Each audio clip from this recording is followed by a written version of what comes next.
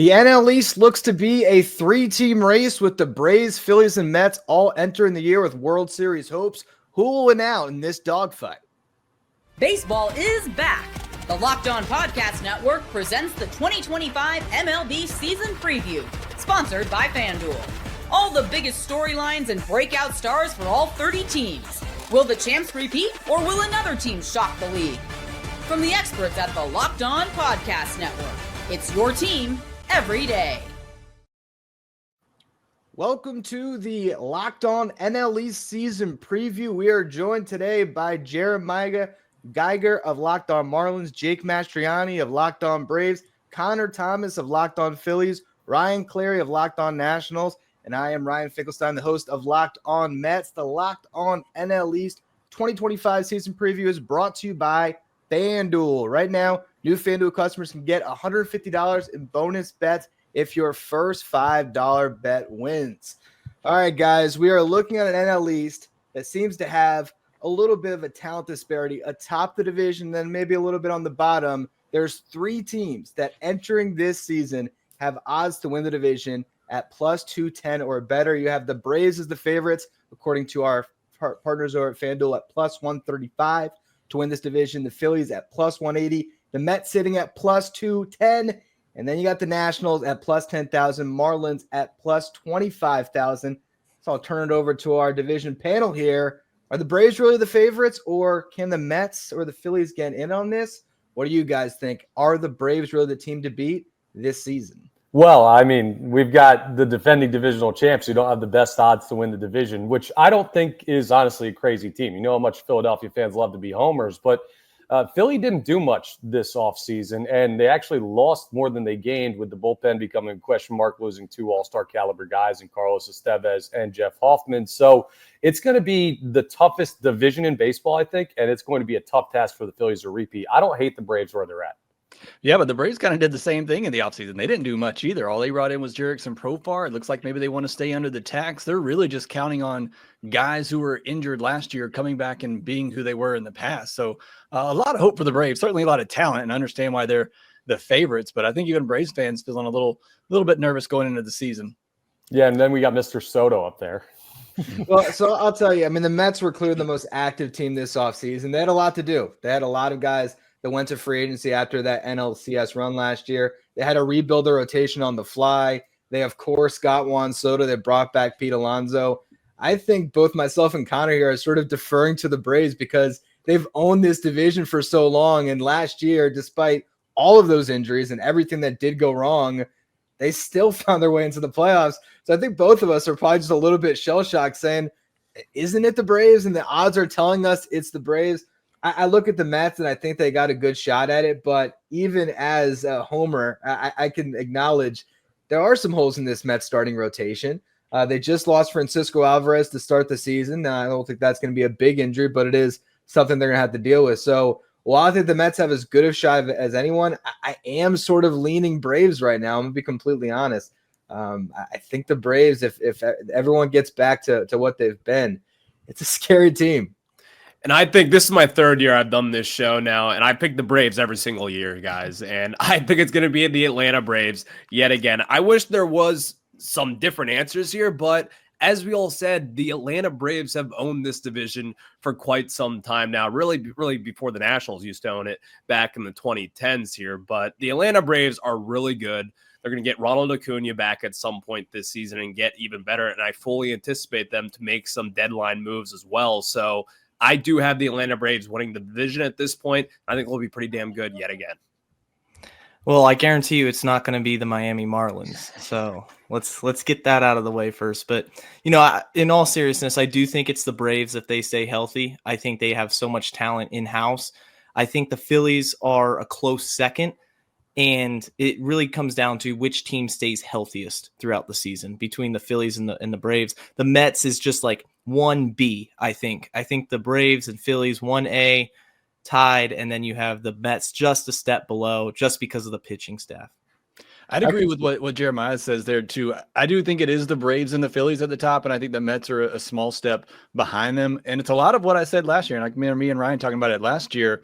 It really comes down to that pitching staff and how do things come together for the Mets. if they're going to make a real run. And we saw it last year, that pitching did come together and things did kind of fall in place for them. But I think it does come down to that pitching staff for the Mets. Can they do it again? Can they put the pieces together to compete? And if they don't, then I do think it is most likely the Braves and the Phillies battling there at the top, and which team does stay the healthiest. But I do think all three teams have very good chances of reaching the postseason. I think most of us would agree with that. That's the fun part about this, right? Well, for the three teams we're talking about here, like the NL West is clearly the Dodgers, and the NL Central, we call this a dogfight. That's a rock fight. There's no one coming out of there that you're overly worried about. So the three teams that could make it in as division champions could also make a run in the wild card round or wherever they get seeded out. So it's a great division this year. That's the funny thing about this division. I think we've been learning lately, winning the division doesn't necessarily bode well for playoff success. You might want to be that wild card team that sneaks in there. And I think as we look towards the win totals right now, there isn't a great separation. If you look over at FanDuel, and if you're watching on YouTube, it's been scrolling across the bottom ticker of your screen the entire time. Last year, as Connor mentioned, the Phillies did win this division with 95 wins. The Mets and the Braves each grabbed playoff spots at 89 wins. The Nationals were in fourth place at 71, Marlins at 62. You look at the win totals, they got the Braves getting a nice uptick, being healthy at 93.5 wins for their over-under. Mets and Phillies are at 90.5. Nationals, pretty much right where they were last year at 70.5. And the Marlins, again, pretty close to last year's win total at 63.5. I know all of us, if we were going to answer this on our show, we're going to probably give that optimistic lens of, our teams are going to hit the over. But I'm curious, do any of you think that your team is going to end up with the under on that win total? Sounds like a no. I wouldn't be surprised. Be surprised. I'm going to say, the Marlins are in the middle of a rebuild. They're going to trade Sandy Alcantara probably very early in the season. I wouldn't be surprised if he gets traded by May. And the health has been a problem the last couple of seasons. You hope that turns around, but with a rebuilding team, they've lost Jazz, they've lost Luis Arias. The talent just isn't up to par when you look at the other teams in the division. So, optimistically, I think this team, if everything breaks right, could hit 70 wins. I'd feel, okay about that, but I think they're a 100+ loss team again. If you asked me this a year ago about the Braves, I would have taken the over on 97. I was that confident in the Braves going into last year, but you just can't predict injuries. And I think that's the only thing that really holds me back. If this Braves team's healthy all year, I think 93.5 is by far a low mark for what they can reach this season, but you just never know. So take injuries out of the equation. I say the Braves, they better win over 93.5 games because it's talented enough that they should. And I would say the same for the Mets and Phillies. If they were healthy all year, I think 90.5 is probably, the low mark for them too. Yeah, 70.5 for the Washington Nationals here. They've won 71 games each of the past two seasons, and you're going to have a first full season of Dylan Cruz and James Wood as well. You've got Brady House, who's going to be coming up. The Nationals do have a better overall team at this point, so I think that they'll be in the 75 to 80 win mark. I don't really see anything more than 80 at this point, but they do have young talent. I think being in such a strong division, looking around here, you've got a ton of MVP candidates, a ton of really good ball clubs at this point, great GMs, just a great organizations top to bottom. So I think that's why probably FanDuel has kind of had the Nationals a little bit lower at a 70.5 at this point. Yeah, and the funny thing about the Phils last year with 95 wins is that they did that with basically stinking it up 2 months out of the season. They went through a real bad stretch after they played the Mets in London, came back, couldn't figure it out, and still found their way to 95 wins. Running it back is not always a great strategy, but you don't trade in a BMW for something lesser, and they're still running in high drive this year, I think. I think they're over the 90.5. Yeah, I'll say with the Mets, and actually this whole division, when I'm looking at the odds, I actually kind of like the Nationals. I feel like 70.5. I look at their roster and I think full year of James Wood, full year of Dylan Cruz. How are they not going to be better than they were last year? At the same time, like you guys said, if this 3-team race atop the division is what we expect it to be, all of those over should come in. And then I guess maybe the Marlins have to anchor the division a little bit and be an under. But overall, it's funny because I guess maybe I just lean on the optimistic side of things. I kind of see overs hitting across the board here, but generally that's not going to be the case. And some of these teams are going to have disappointing seasons. I think the Marlins are the one, they could have a White Sox type season. I'm sorry, Jeremiah, but they do, especially if they do have a fire solar, like you said, and get rid of Sandy Alcantara. I know there's some other good young pitchers there. Ryan Weathers looked pretty good, Max Meyer and guys like that. But I could see the Marlins, because I have no idea what their plan is over there. Hopefully you can explain that. But I could see them having a White Sox type of season and the rest of the division just really wiping the floor with them. Yeah, I mean, Ryan Weathers is a good piece. Max Meyer is an interesting piece. He hasn't put it together consistently. But the issue is the depth, right? The depth on this team is just very superficial. Behind Sandy Alcantara, who will be traded, Ryan Weathers, he hasn't pitched 100 innings in a season yet. So you can't rely on Meyer and Weathers to carry the load over a full season. You're going to see call-ups from AAA. And I don't know if they'll be White Sox level terrible under 50 games, but they're going to be a bad team, and it's up to the Mets, Phillies, and Braves. And I do think the Nationals, Ryan, they're my dark horse team to make some noise. I really liked what they did last year, and they got to take advantage of the competition when they face the Marlins or the White Sox or all these other weaker teams, because I think they can be competitive at least the first half of the season again. Yeah, I do think we will be competitive. I mean, we kind of saw it a little bit this past season. The first half, we were pretty good. And then obviously, you're still in the rebuild. You move off some pieces and get some prospects in return. That's the name of the business here. But I don't think the Nationals will be looking to sell some big time veterans. Like, you made a trade for Nathaniel Lowe, which I really like. You have CJ Abrams coming back again, Dylan Cruz, James Wood, both former #1 overall prospects in the game. And you also have a relatively good farm system as it is. So I do think we will be more competitive. It's just going up against the top 3 teams. This division will be really tough. I want to get into some of those acquisitions. We just teased a couple of them for the Nationals. We're also going to talk about the move that changes the trajectory of this division more than any other for the next decade, and that is Juan Soto and his $765 million decision. How does Soto shake up the star power atop the NL East? It's the Locked On NL East MLB season preview. March Madness is here, and FanDuel is giving you the chance to get in on the action like never before. Right now, new customers get $200 in bonus bets when your first $5 bet wins. That's 200 extra bucks to use on everything from buzzer beaters to Cinderella stories and even who's cutting down the nets. I've got my eye on a few underdogs this year, and FanDuel makes it easy to back them with spreads, totals, and game props. And with tournament games happening almost every day, there's always something exciting to bet on. And the FanDuel app is simple to use. So when I win, I get paid instantly, no waiting around. So visit FanDuel.com and get in on the college hoops action all tournament long. Who is the best player in this division? Can we all just come to a consensus right now that with Acuna coming off the injury that Juan Soto is the best player? Can we just get nodding heads, right? Well, if we're talking position player, we might be able to go that way. But Zachary Wheeler here in Philadelphia, he's got a case his best arm on the planet. We'll start with position players to make the conversation. It's so hard to compare players and pitchers. Can I get Soto as the best? Just real quick, as the Mets fan in the room. I'll let you get that one until Acuna's back up to full speed. I'll let you get that one. All right, so how about this one? Did the Mets have the best 2 players in this division, Juan Soto and Francisco Lindor? I just ranked my top 10 players in the NL East over at Just Baseball. I will tell you, I had 5 Braves on that list. I had 3 Phillies, but I had the top 2 guys on the list being Juan Soto and Francisco Lindor.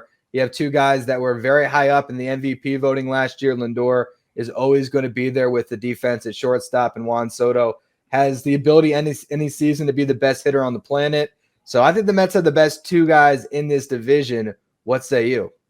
I think more to the Francisco Lindor one, just because he plays a premium position. I mean, Soto, if you just want to say pure hitter, yeah, he's probably the best pure hitter in the division. But for Lindor, what he brings for you defensively at shortstop, overall player, I'd be okay with you even putting him number 1 just because of the value that he brings. A 30-30 player, can do power and speed. So I'm okay with that. Yeah, I think Juan Soto is the number 1 overall player in the NL East. I would put up a healthy Ronald Acuna, though, even against Juan Soto, and I love Juan Soto still to this day. But Ronald Acuna, man, he is a different animal. I'll also even throw Bryce Harper in the conversation. I think Bryce Harper is really good. And he's still doing it even in his young mid-30s at this point. So I think Bryce Harper and Ronald Acuna Jr., when they are both healthy, they should be in that conversation as well, even over Lindor at this point. Yeah, and with Bryce, a very interesting thing. Rob Thompson confirmed last week that if Trey Turner's going to bat leadoff, like the Phillies might change their lineup too, Bryce Harper's going to bat in the 2-hole consistently for the first time in his Philadelphia Phillies tenure.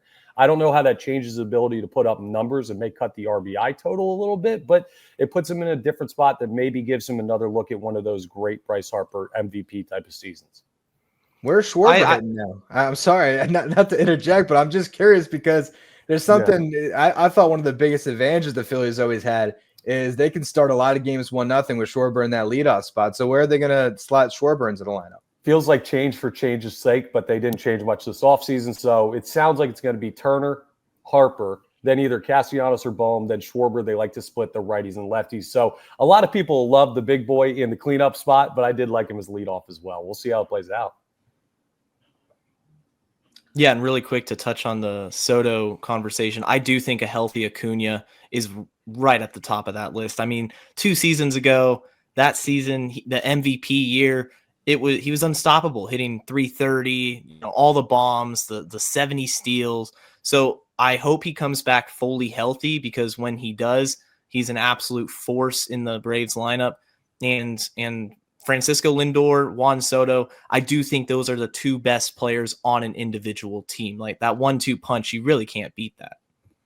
And that's going to have to carry the Mets this season. Now, obviously, they brought back Pete Alonso too in the middle of that lineup. But if you're looking at what could separate the Mets, it's their 2 superstars being superstars, and that could cover up some of the questions we might have about their rotation. They addressed a little bit this offseason, but there's a lot of questions still. As we look to other big moves that were made this offseason, Jake, I want to ask you about Jurickson Profar.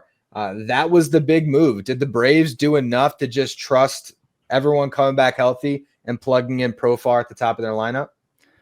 I mean, you hope so, but I think there were 3 needs they needed, 3 needs they had going into the offseason. One was to find an outfielder. They did that, but you needed more depth in the bullpen, especially after they lost Joe Jimenez. The injuries didn't stop during the season. They lost Joe Jimenez after the season too, and he's going to be out for most of the year, one of their best setup men. And the depth as well. You're losing a Max Fried, you're losing a Charlie Morton. Those are big innings they're going to have to fill. And I felt like they needed to go out and at least get some depth in the rotation. Didn't have to be a top-end type of starter, but at least some depth there. And so I don't know that they did enough in the offseason. Obviously, they have a lot of talent and some good players coming back. I think also there's a couple of things in this. I think they want to get under the luxury tax, whether I agree with that or not. I think they want to reset it. It'd be their 3rd year in a row. I also think they want to wait and see what they have in Ronald Acuna Jr. We know what it looked like coming off the ACL the first time. He wasn't quite himself. And Spencer Strider. I mean, what does Spencer Strider look like? I mean, that could be a huge boost for this team. Going into last year, you had the NL MVP favorite and the NL Cy Young favorite going into the season. If both of those guys can come back and get anywhere close to that type of level, then this team's going to be just fine. But I think they wanted to wait and see what they have with those guys. And both of them look great in spring training. I think they could actually push them to be ready for opening day if they wanted to. Just no reason to rush them back. But Profar, to get back to him, it was what this lineup needed. You saw last year with all of the injuries, they really were one-dimensional offensively. It was home run or bust. They were 4th in all of baseball in home runs, but just 14th in runs scored because they couldn't get on base. And even if you don't buy the swing changes from Profar and what he did last year, one thing he's always done well is get on base. So it gives them a type of bat in the lineup that they really needed to go along with all that power. Jake, you make it sound good with Jurickson Profar. And, we were talking actually before the show, before you hopped on here, and I was one saying, I thought Profar was probably the worst move in the National League East this offseason. Like, I'm just not into paying guys coming off career years. And Jurickson Profar is a really good player. In fact, he really kind of got that last season started when he got into that bench clearing brawl with the Washington Nationals in San Diego. And Profar is a great player. I mean, he is an electric player. He had a great season this past year, but I've always thought of the Braves to kind of have these sneaky, really good moves. And I just thought this was one of those things where it was just felt like a desperation move. And while, yes, he does get on base at a good rate, I felt as if the Braves probably could have done better. And I think Profar is a fine player, but giving him 3 years, $42 million, I wasn't all in on that move. And I felt like that was probably the worst move in the National League East this offseason. I mean, at the beginning of the offseason, I had a lot of people ask me about Profar, and I was right there with you. I don't want to buy the guy, pay a lot of money for the guy that's coming off a career year, going into their 30s. But the more you dive into it and look into it, and he talks about the swing changes that he made last year and how that really did make a difference in the player that he was.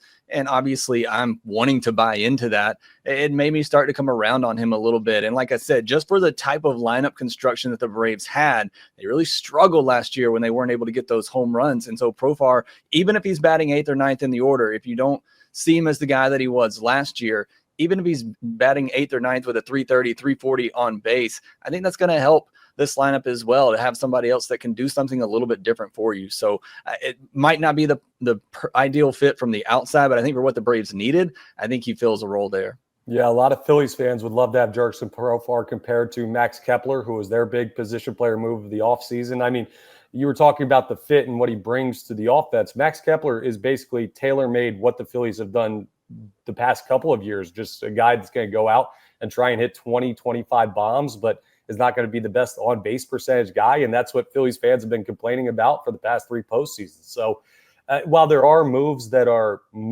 you recognize the names for, I do think we saw some stuff in division where teams that are tight at the top, there's only so much you can change. The moves are almost forced to be underwhelming in some way.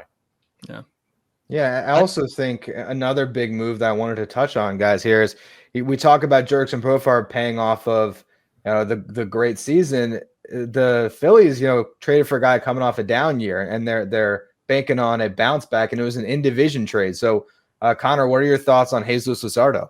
I think Jesus Luzardo as our 5 is going to be amazing. You got to remember Taijuan Walker, who you guys will remember up there in New York. He was great for you guys, not so much paying out on the Phillies' big contract they gave him. He was one of the worst pitchers in all of baseball last year, and the Phillies still had a historically good rotation for a large part of the season. So you add in Jurickson Profar, you add in Jesus Luzardo, and you get the opportunity to now round out the rotation with 5 guys that I believe are plus major league pitchers. Obviously, there's higher ceilings at the top end of the rotation, but man, when we talk about our big predictions and our big splash predictions for the division, I'm going to have one about the Phillies rotation because I'm bullish on them. Oh, the addition of Luzardo just makes the Phillies that much stronger. I mean, I'm a Marlins fan, so I hated the trade. You go in division, especially at the point when he's coming off of injury. I just didn't understand what the Marlins were doing there. Like, you want to build up his trade value because you expected him to be traded at some point. I just didn't expect it to be at the winter meetings, and only getting really Starlin Caba back, who I do like as a prospect, but for that addition for the Phillies, man, I think it's a great, very great move for them. Could we see another big trade with the Marlins sending a starting pitcher to another team in this division? We're going to talk about that. We're also going to talk about what team could make a splash or be trash. It's the Locked On NL East 2025 MLB season preview.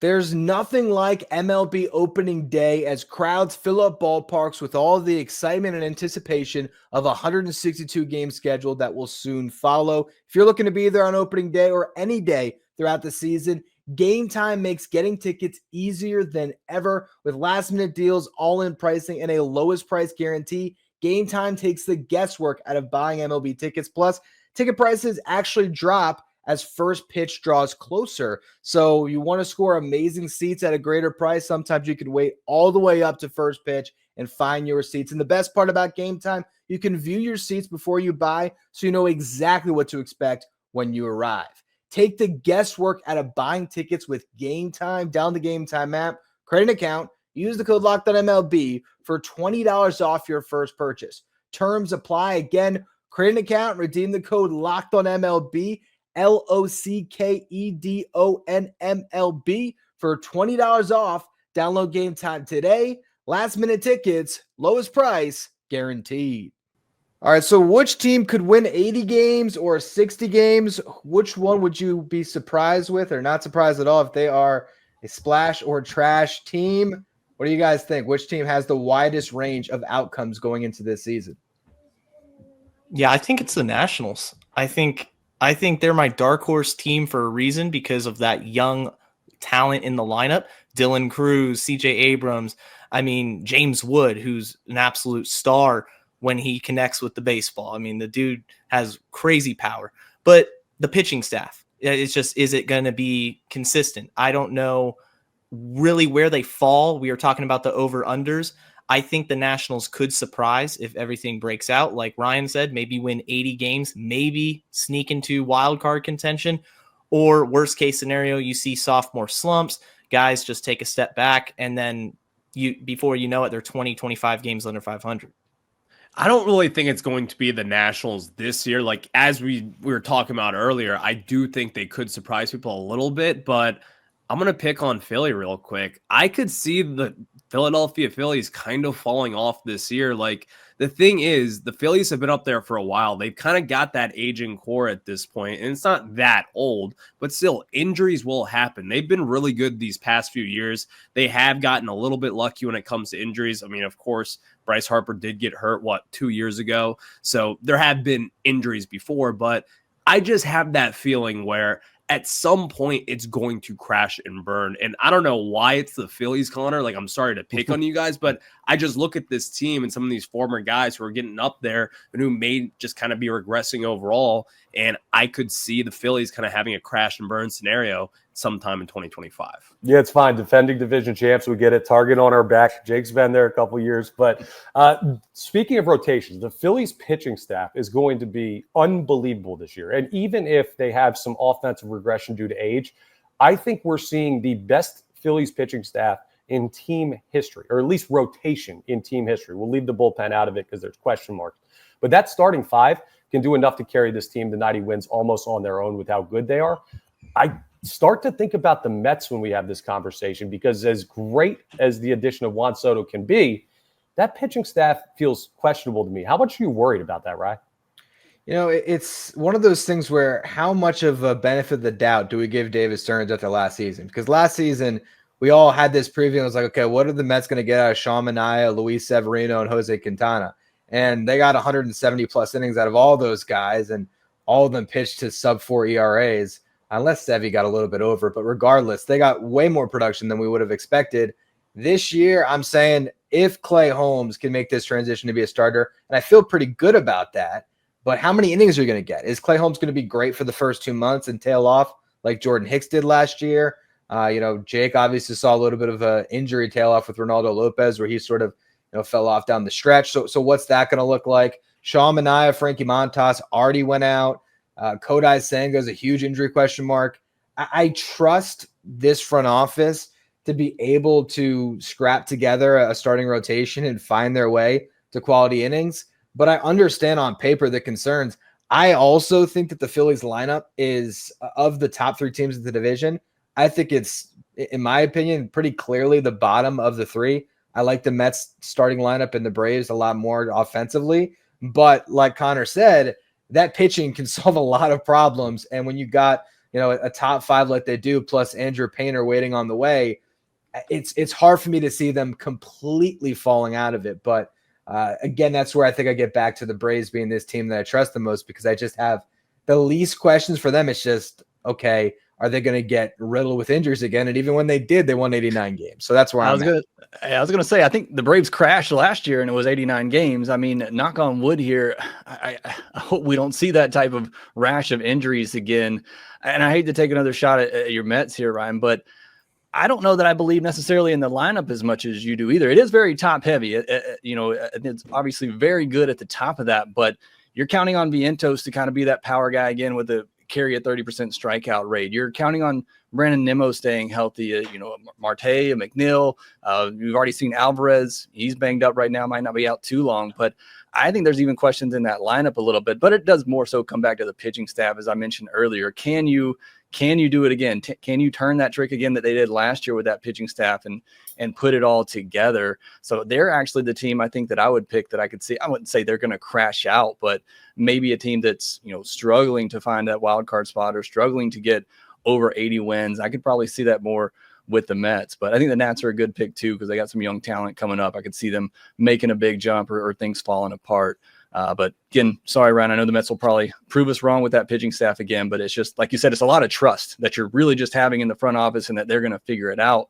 But that does worry me for the Mets going into the season. It's tough. You look at Griffin Canning and Paul Blackburn, guys that are getting starts, and you'd imagine the Mets front office, they're completely confident in these guys. But look at the back of the baseball card. It hasn't quite been there. I do have complete confidence in this lineup just because I saw what Juan Soto did. Obviously, Aaron Judge was a big part of that Yankees lineup, but I just think that the combination of Lindor, Alonso, Nimmo, Vientos, I feel like the Mets lineup is better than the Yankees was last year's. It's deeper. They don't have a guy that's as great of a running mate, but I feel like Soto is going to really change things for the Mets lineup offensively. But yeah, the starting pitching is a big concern. So we'll see how this race shakes out. We're going to run around the horn here and give one bold prediction for your team. And we're not talking win totals. So who wants to kick us off? Who's got a bold prediction for their team? I'll say Spencer Schwellenbach finishes top 3 in the NL Cy Young. That'll be my bold prediction there. That's a hot take. I like it, though. Schwellenbach had a great year last year. But, man, top 3. So are you expecting that he has – I guess you're not projecting that Sale or Strider is ahead of him in the Cy Young. So you think Schwellenbach really is the guy for the Braves this year? Well, I mean, I don't know that Strider will quite get the innings, even though I don't think he'll miss too much time. But I just don't know that he'll get quite the innings to be in there. And I don't know what he's going to look like. Sale – are we really going to count on him for 170 innings again? I think that's a bit questionable. So it's bold. Certainly Strider, Sale, I think are capable of winning a Cy Young. And here I am picking the sophomore out of that. I just think Schwellenbach, what he did last year was so impressive. And what made it so impressive to me is that he faced the Mets 3 times. He faced the Phillies 3 times, and he got better each time against them. I kept waiting. Okay, are these guys going to figure him out? Are they going to figure him out? And they never did. And he was pitching in high leverage games. The Braves needed every win to get into the postseason. And he just continued to deliver for them. So I'm very excited about the season coming up for Spencer Schwellenbach. Yeah, I'll go ahead. I think my bold prediction for the Marlins is Xavier Edwards wins the National League batting title and finally defeats Luis Arias in his reign. I'm a huge Luis Arias fan, but Xavier Edwards is that exact type of player, just a little bit faster on the feet. He's going to steal a lot of bases. But 70 games last year, 300 plus plate appearances. He hit 328, so it would have been first if he had qualified. I think his bat to ball skills are elite. He just doesn't have the power, so he's not going to garner a lot of notoriety among a lot of fans other than the Marlins. But look out for him. You're going to see him at the top of the leaderboards at the end of the season. My bold prediction right now for the Nationals is that James Wood finishes top 10 in the National League MVP voting. I mean, he's 6'7". He's basically like a not buff, same version as like Aaron Judge. This guy has pole-to-pole power, and you're going to see that on display this season. He's already done it all spring training long. You saw it last year. Most of his home runs went to left center field. And as a lefty at Nationals Park, like that is really tough to do. So this guy has real 70 grade power. And I think you're going to see it on display this season. And he's going to put up some MVP caliber numbers. And people will be talking about James Wood, and they will know the name in Major League Baseball. We're going to go deep cut for mine. We're going to go to the bullpen. And I know we haven't talked a lot of relievers on this, but I think the best reliever in division is going to be in Philadelphia this year and only barely over 21 years of age. A Ryan Kerkering in the low 20s in age is going to be number 1 in the division as a relief arm this year. He is ready to take a major step onto the next stage. Remember, this guy who has already become a little bit of a name for baseball fans of like a rising star in bullpens in the league, he just finished his first full year in Major League Baseball last year. He's already pitched in the NLCS in his debut year, and I think he's going to be a monster out of the pen for the Phils. Before I give my bold prediction, I did tease in the last segment that we would talk a little bit of Sandy Alcantara getting traded. So I'm just going to ask Jeremiah a quick prediction. When does he get traded? And does he get traded in division or to another team around Major League Baseball? I think he does get traded. I think they trade him in June. I think they trade him earlier than expected. You've seen that before with Peter Bendix. He'll pull the trigger if he likes the deal. So I don't think he makes it to the deadline.